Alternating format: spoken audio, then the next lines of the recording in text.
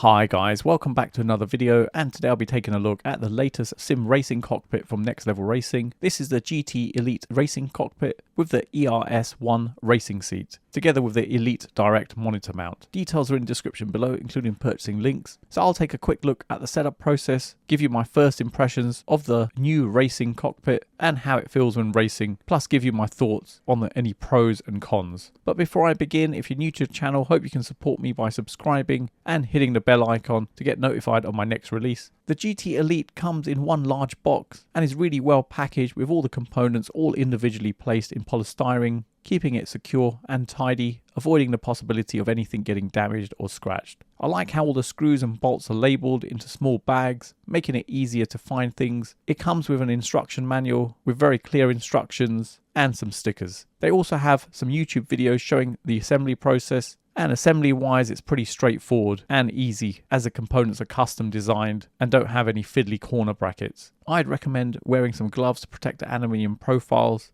and your hands, as the T-nuts are slightly greasy, which can mark the profiles. It helps to use an electric drill, but be careful not to have it on a high setting as it could damage things. The packaging comes with a flat wheel plate together with pedal and shifter plates, which all come with pre-drilled holes, which makes it really easy to mount your wheelbase, shifter and pedals, allowing you to easily attach all your peripherals. I've tried it with my Logitech G wheels and also with my Fanatec and Moza wheelbases, and they've all fitted perfectly with no issues. In the packaging, you get end caps for the exposed aluminium profiles, and what's nice about these is that they've got some really convenient cutouts so you can easily place your T-nuts in and out without the need to remove the end caps. And it's also nice, you get a little tool storage that you can attach to the side of the cockpit where you can conveniently store your Allen keys for making adjustments.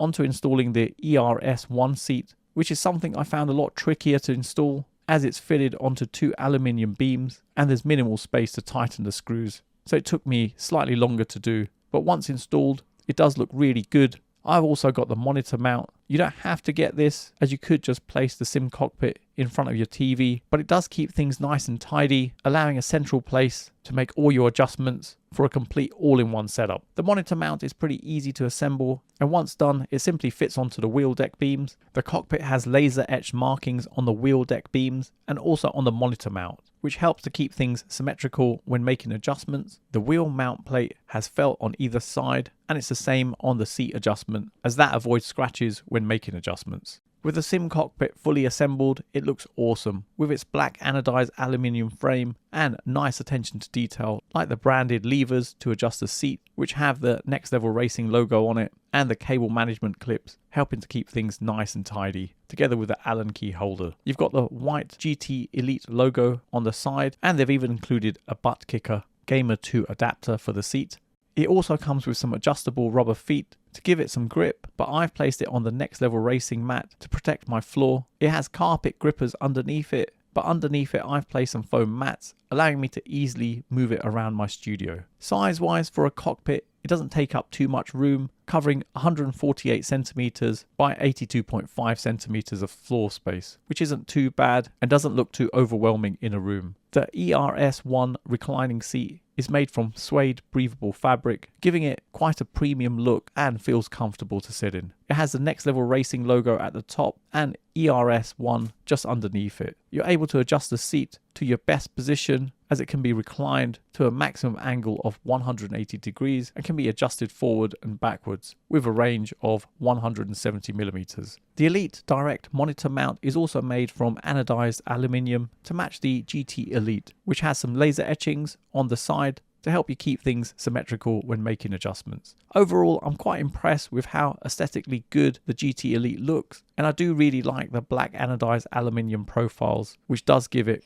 a really premium look. I've mounted my Fanatec GT DD wheelbase, wheel and pedals together with the Club Sport shifter and Club Sport handbrake onto the cockpit, and I've had no issues with the pre-drilled holes on the wheel mount and the pedal plate. The devices lined up really well and screwing them was fine, but with the Club Sport shifter I did have to place it at a slight angle to allow me to attach. I've used the cable management clips provided to tidy up the cables around the cockpit. You get 6 in the packaging, but I've also used these Velcro straps from Envisioned for the cables around the sides. On the direct monitor mount, I've mounted my LG 48-inch OLED gaming monitor, and for ease of installation, I've attached a low profile wall mount directly onto the VESA mounting point, making it easier to attach and remove the monitor as it's pretty big. Now onto testing the cockpit, and it feels really solid and rigid. I don't feel any flex or wobble in the frame, and moving the wheel around quite aggressively, I do feel some flex, but not much. Pressing down hard on the pedals, there's very little movement,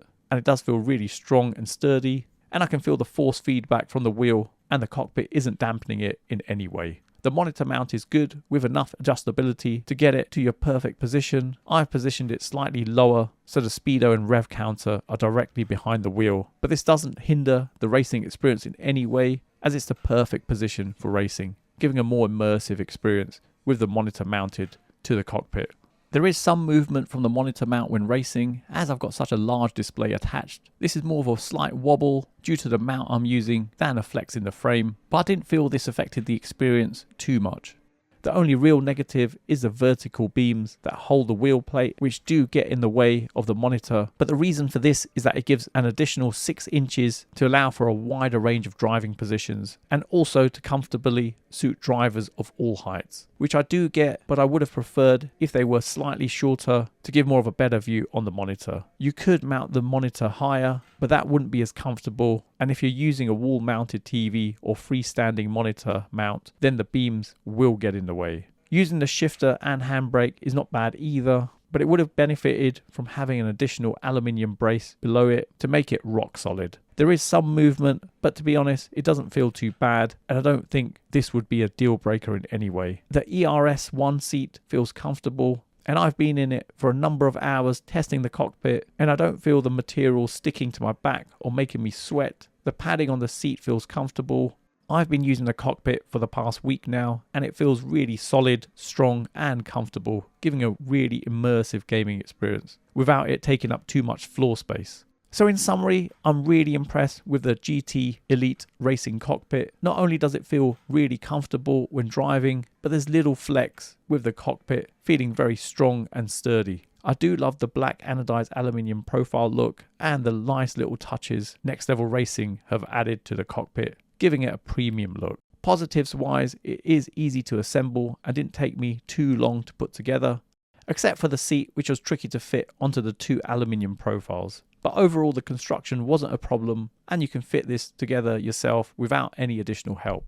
The laser etched markings on the cockpit are a nice touch, making it easy to keep things symmetrical when making adjustments and even when building it. I like that it came in one box, which was well packaged with labels on the accessories, and this helps making things less confusing when building. And it's great it comes with a shifter plate included, and you don't need to purchase this separately. Performance wise, the GT Elite is really very comfortable and solid. There's no flex on the wheel plate or on the pedal plate, and the seat felt really comfortable, giving a really immersive experience with the monitor mounted directly on there. Negatives wise, I didn't like how much the 2 profiles on the wheelbase stuck out on either side, and if I did have the monitor mounted on my freestanding mount, it wouldn't have been as good, as the beams would have got in the way. The anodized aluminium profiles are prone to fingerprints, so if you want to keep them looking clean, then it's best to wear gloves, especially when you're tightening or replacing the bolts, as you'll leave grease marks. And as the seat is directly attached via 2 aluminium profile beams, it does make it less convenient for adjusting the distance of the seat back and forth, but this does eliminate flex when driving.